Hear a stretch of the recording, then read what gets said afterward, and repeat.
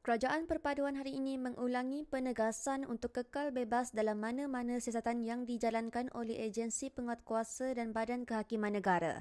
Perdana Menteri Datuk Seri Anwar Ibrahim berkata, kerajaan hari ini tidak akan mengulangi sikap kerajaan terdahulu yang menekan badan-badan yang bertanggungjawab menjalankan siasatan sedemikian. Beliau berkata demikian dalam sidang media selepas mempengerusikan mesyuarat Kabinet di Putrajaya pada Khamis.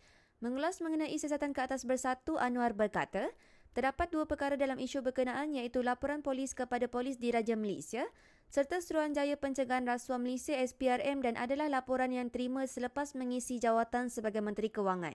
Katanya perkara berkaitan perbelanjaan tinggi dan dana itu juga perlu dijelaskan untuk mengelakkan sebarang kekeliruan. Hari tadi mengulangi penegasan kita bahawa badan-badan siasatan dan penguasaan dan badan kehakiman kekal bebas. Jadi adalah tidak bertanggungjawab bagi tokoh-tokoh parti politik pembangkang yang dalam proses siasatan membuat tomahan tentang campur tangan dari pihak kerajaan perpaduan. Kita tidak mengulangi sikap menekan seperti yang dilakukan dulu. Kita tidak menggunakan badan-badan ini. Yang berlaku ada dua hal.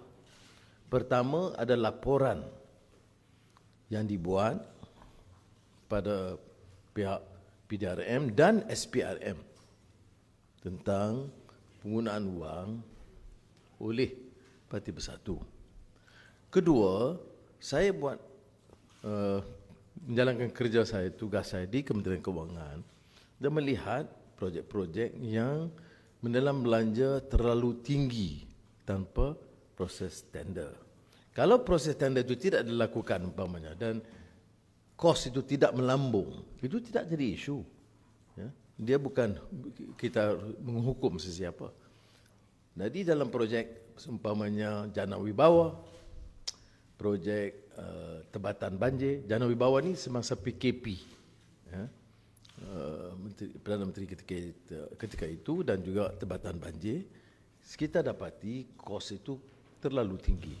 Maka saya dedahkan maklumat dari Kementerian Kewangan. Yang dilakukan oleh SPRM itu tidak tertakluk kepada pandangan saya.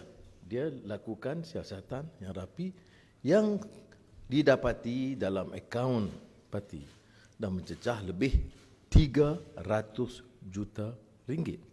Itulah harus dijelaskan. Ya.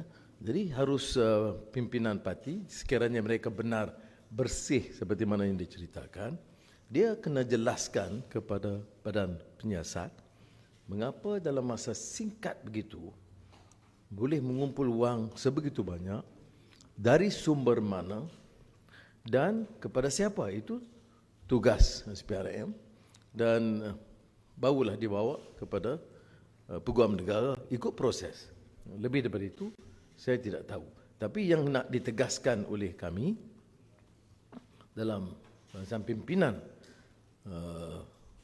kerajaan perpaduan adalah arahan siasatan untuk semua. Dia tidak terkecuali untuk parti kerajaan atau parti pembangkang. Ya.